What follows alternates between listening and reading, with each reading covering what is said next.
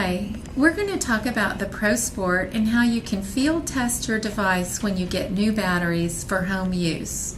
This procedure explains how to test and inspect the ProSport professional device, and it will verify things including how the device works with batteries, the case and cover fitting, that it's programmed properly, the built-in electrode treatment plates, the accessory port, the nameplate, the LEDs, all of the nameplate keys, the on-off switch, and its labeling.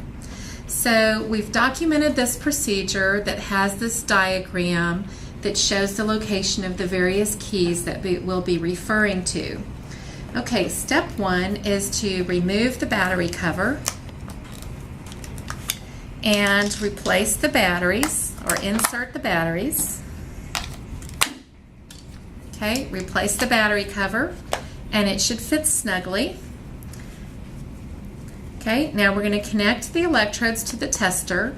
At home, I don't have an electronic tester, but I do use my prescription on myself I do use my prescription device on myself regularly, so I'm just going to use myself at this time.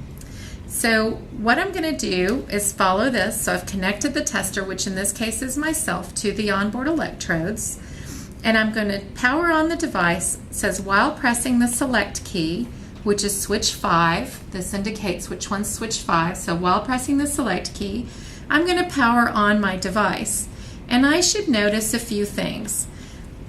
First, I should observe that the power voltage is not a surge because it's less than 450 volts. I notice that the LED comes on.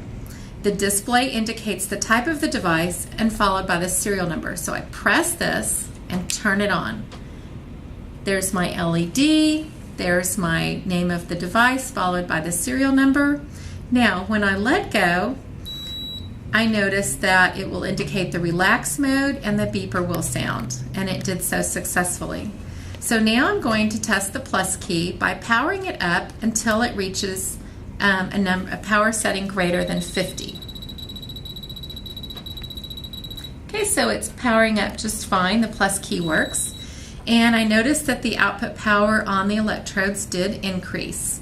Okay, page 2.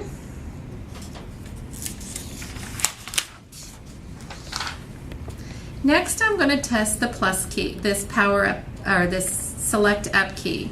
So I'm going to press it 5 times, and I should hear the beeper. 1, 2, 3, 4, 5.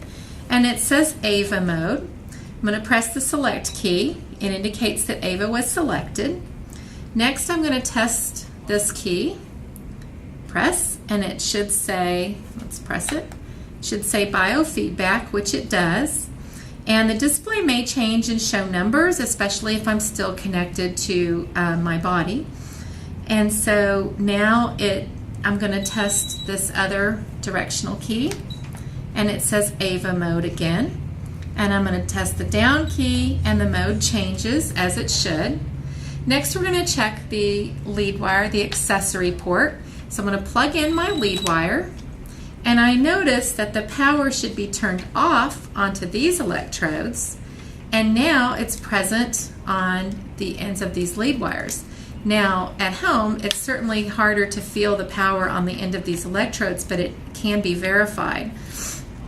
Now I'm going to remove the lead wire, and the power should be restored to the onboard electrodes, which it is. Now we're going to test this minus key, and we can press it until the buzzer changes or the numbers change.